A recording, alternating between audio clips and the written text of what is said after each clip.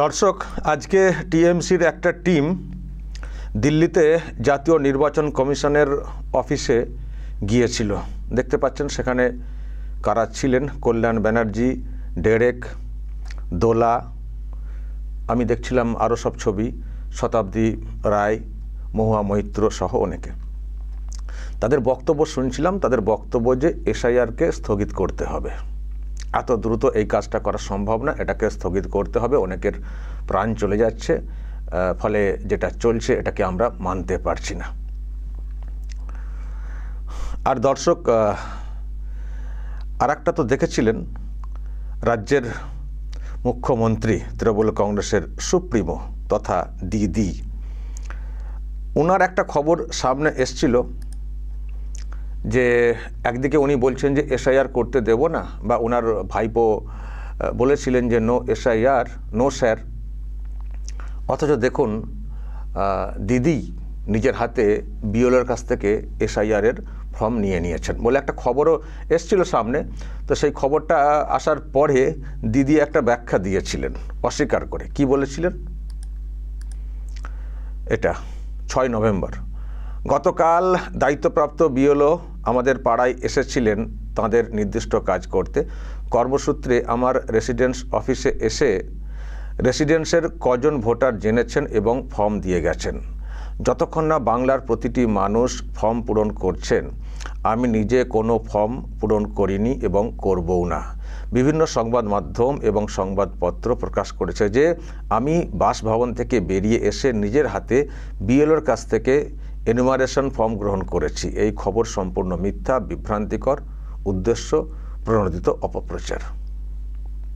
কথা বলেছিলেন যে যতক্ষণ না বাংলার প্রতিটি মানুষ ফর্ম পূরণ করছেন, আমি নিজে কোনো ফর্ম পূরণ করিনি, করবও না। এটা ছিল ওনার বক্তব্য। কিন্তু দর্শক দেখবেন মজাটা, আমি চেক করছিলাম যে ওনারা, দেখুন, উনি করবেন না, তার মানে ওনার পরিবারের লোকেদেরও করার কথা না, মানে যতক্ষণ না গোটা রাজ্যের মানুষের ফর্ম ফিল আপ হচ্ছে, তাই তো? উনি তো একা না, এমনিতেই বলে থাকেন দলটা আমার পরিবারের মতো। তো সুতরাং ওনার পরিবারের যারা আছেন তারাও নিশ্চয়ই অপেক্ষা করবেন। আর এদিকে নো এসআইআর বলে ওনারাই বেশি চিৎকার করেছেন, ফলে নিশ্চয়ই ওনাদের এখন ফর্ম ফিল আপ করা উচিত হবে না, কারণ ওনারাই তো বাধা দিয়েছেন না। যদিও এখন অন্যদেরকে ফর্ম ফিল আপ করার কথা ওনারা বলছেন, কিন্তু ওনারা কি করেছেন? ওনারা কি সত্যিই কেউই ফর্ম ফিল আপ করেননি বাড়ির? দর্শক, আগে ওনারটাই দেখাই। এটা হচ্ছে অনলাইন থেকে প্রাপ্ত। আমি দর্শক এপিক নাম্বারটা মুছে দিয়েছি, কারণ এপিক নাম্বার পাবলিক করা উচিত না। সিরিজটা দেখতে পাচ্ছেন, HZG, এই সিরিজের এপিক নাম্বার। মমতা ব্যানার্জি নাম লেখা রয়েছে, এপিক নাম্বারটা কেটে দিয়েছি, সিরিয়াল নাম্বার, পার্ট নাম্বার এগুলো সব রয়েছে। ভবানীপুর ব্রাঞ্চ, মিত্র ইনস্টিটিউশন দেখতে পাচ্ছেন, এসব ডিটেলস রয়েছে। অনলাইনে এটা তখনই পাবেন যদি কেউ ফর্ম ফিল আপ না করে থাকেন।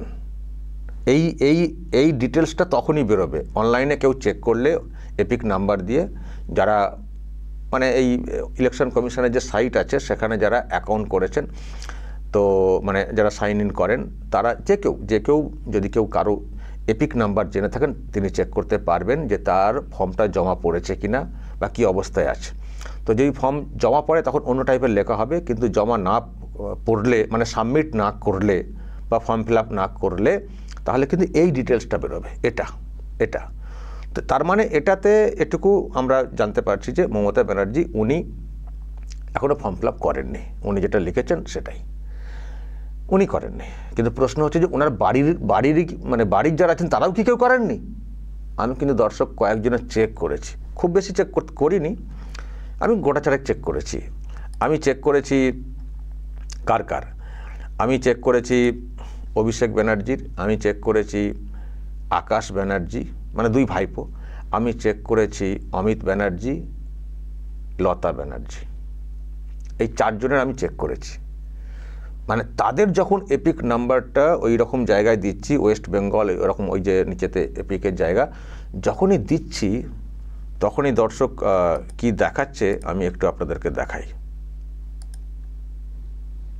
এটা একটা, এদেরও আমি এপিক নাম্বার মুছে দিয়েছি এবং মোবাইল নাম্বার ওখানে শো করছিল, মোবাইল নাম্বারটাও মুছে দিয়েছি। এটা একটা, এটা একটা। এখানে কি দেখতে পাচ্ছেন দর্শক? Your form has already been submitted, your form has already been submitted with mobile number বলে নাম্বারটা দেওয়া আছে, আর for more details contact your BLO. তো তার মানে যদি সাবমিট না হয় ফর্ম, তবে কিন্তু ওইটা যেটা মমতা ব্যানার্জি ডিটেলসটা দেখতে পাচ্ছেন, ওই পেজটা ওই রকম ডিটেলস পেজ মানে খুলছে। আর যাদের সাবমিট হয়ে গেছে তাদের জন্য জাস্ট এটা, মানে তাদের আর মানে অনলাইনে ফর্ম ফিল আপ করা আর তো কোনো অপশান নেই, তাদের ফর্ম অলরেডি সাবমিট হয়ে গেছে। সুতরাং তাদের জন্য এটা লিখে দেখিয়ে দিচ্ছে your form has already been submitted, মানে আপনার ফর্ম জমা পড়ে গেছে অলরেডি, মানে অনলাইন অপশান এটা দেখাচ্ছে, মোবাইল নাম্বার দিয়ে দিচ্ছে। তো তো তার মানে এইসব ফর্ম জমা পড়ে গেছে। আমি চারটে করেছি দর্শক, আমি 4 জনের চেক করেছি, 4 জনেরই, আমি আর বাকিদের চেক করিনি। লম্বা একটা পেজেই দেখছিলাম পুরো ওনাদের এপিক নাম্বার আছে, আমাকে একজন পাঠিয়েছেন পেজটা পুরোটা, তো ধরে চেক করলে সবারই হয়তো একই দেখা দিত। তো একমাত্র মমতা ব্যানার্জির পেজটা ছাড়া আমি দেখতে পাচ্ছি যে বাকি তাদের সবার ফর্ম সাবমিট হয়ে গেছে, সব জমা পড়ে গেছে। এসআইআরের সবার ফর্ম জমা পড়ে। এটা আকাশ ব্যানার্জির XYR রেঞ্জের এপিক নাম্বার, আর HZG এই সিরিজের অভিষেকের আছে, ওর মানে অমিত ব্যানার্জিরও আছে, লতা ব্যানার্জির, সব HZG সিরিজের। তো আকাশেরটা দেখলাম ওই XY নাকি সিরিজ, মানে এপিক নাম্বারের ওই শুরুর দিকে যে সিরিজ, এটা অনেকের চেঞ্জ হয়। আমার যেমন একটা অন্য কি মানে KYW দিয়ে শুরু, কারো SNV দিয়ে শুরু আছে না, অনেক সিরিজের নাম্বার আছে। তো তার মানে দর্শক দেখছি যে পরিবারের মমতা ব্যানার্জি ছাড়া বাকি সবাই সাবমিট করে ফেলেছেন, মানে সবার সাবমিট করিয়ে দেওয়া হয়েছে। মমতা ব্যানার্জি হয়তো শেষ দিনে করবেন, তবে অপেক্ষা করব। মমতা ব্যানার্জির কিন্তু সাবমিট করা উচিত হবে না, কারণ উনি তো বলছেন যে মানে বলেছিলেন যে সবার হলে তবে উনি করবেন। তো মানে খসড়া তালিকা প্রকাশের আগে সবার তো ফর্ম ফিল আপ হবে না, ফলে ওনার তো একেবারে শেষ দিন হিয়ারিং পর্ব শেষ হবে, তারপর ফাইনাল লিস্ট।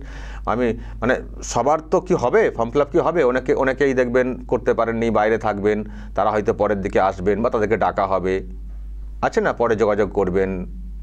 তো এরকম তার মানে সবার গোটা রাজ্যের মানুষের ফর্ম ফিল আপ করতে গেলে একেবারে শেষ দিন পর্যন্ত অপেক্ষা করতে হবে। তাহলে উনি কি এই খসড়া তালিকা প্রকাশের আগে কি সাবমিট করবেন নাকি করবেন না?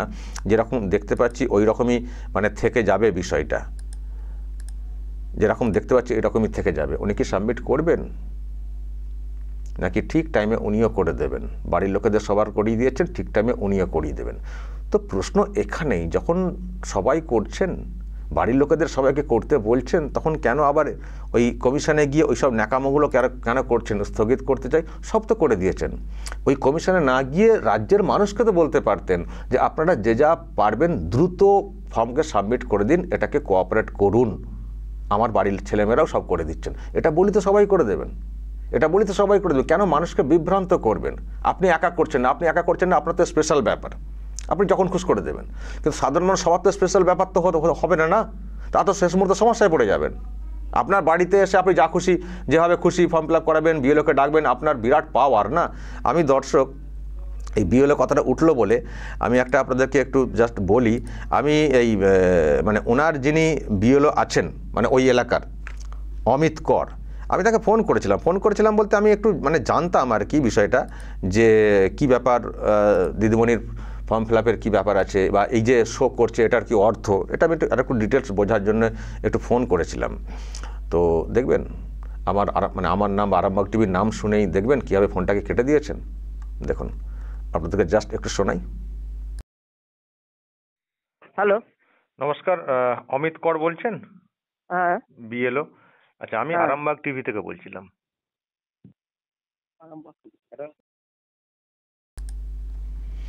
সঙ্গে সঙ্গে আরামবাগ টিভির নামটা শুনে পাশ থেকে কি একটা মনে হয় বললেন, রাগ বলে দিলেন, ফোনটা কেটে দিলেন।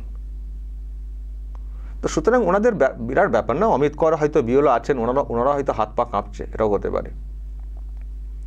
আমি আরামবাগ টিভিতে ফোন করছি, হয়তো কিছু প্রশ্ন করে ফেলবো, আবার সেই প্রশ্নের উত্তর দিতে গিয়ে কোথায় কি হয়ে যাবে। ফলে মমতা ব্যানার্জি এলাকায় কাজ করছেন, বিএলও এমনিতে সব বিএলওদের যে অবস্থা দেখছি, তো সেখানে ওনার অনেক পাওয়ার আছে, উনি যখন খুশ ফর্মটা ফিল আপ করে ফেলবেন। কিন্তু উনি যখন ওনার বাড়ির সবার ফিল আপটা করিয়ে ফেলেছেন, তো মানুষকে তাহলে কেন বিভ্রান্ত করছিলেন বা এখনও করে যাচ্ছেন? এখনও কেন বলছেন স্থগিত চাই? কেন বলছেন? বাড়ির লোকেরা সব করে ফেললেন, সববার আমি সবার দেখতে পাচ্ছি দর্শক, যে কটা আমি চেক করলাম, তো সবার হয়ে যাচ্ছে। তাহলে কেন এই বিভ্রান্তিটা মানুষকে, কেন এটা করছেন? কেন এটা করছেন? চাচা আপন প্রাণ বাঁচা, চাচি আপন প্রাণ কি বাঁচি না কি বলবেন, সব নিজেরা করে ফেলবেন, সুটসুট করে ফেলবেন। আবারও বলছি, নিজেও করবেন, ওয়েট করুন না, নিজেও করবেন। না করলে তো আরও ভালো হয়, তারপর দেখবো কোথায় যান। উনি আবার বলেছেন, দেখি আমাকে অ্যারেস্ট করুক, আমাকে বাংলাদেশে বলে দিক, আপনি ফর্মটা না ফিল আপ করে থাকুন না, দেখি তারপরে কী হয়।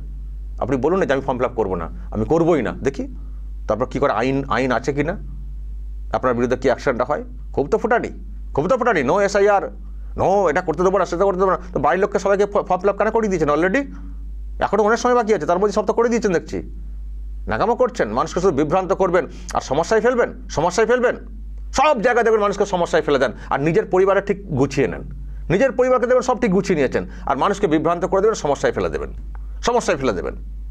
আর যাদের ফর্ম সময় মতো ফিল আপ হবে না, তারা দিদিমণিকে ধরবেন কালীঘাটে এসে, যে দিদি আপনি আমাদেরকে বিভ্রান্ত করে এই করবো না, করতে পারে না, সেই করতে পারে না, এ করে আপনার পরিবার সবার ফর্ম ঠিক করে ফিল আপ করিয়ে দিলেন আগে থেকে, আমরা যে এখন সমস্যায় পড়ে গেলাম। ধরবেন কালীঘাটে এসে যাদের ফর্ম ফিল আপ হবে না সময় মতো, ধরবেন। ভাই যাদেরকে বিভ্রান্ত করছেন, অনেক বিএলওকে তো বিভ্রান্ত করছেন, সবাইকে বিভ্রান্ত করছেন।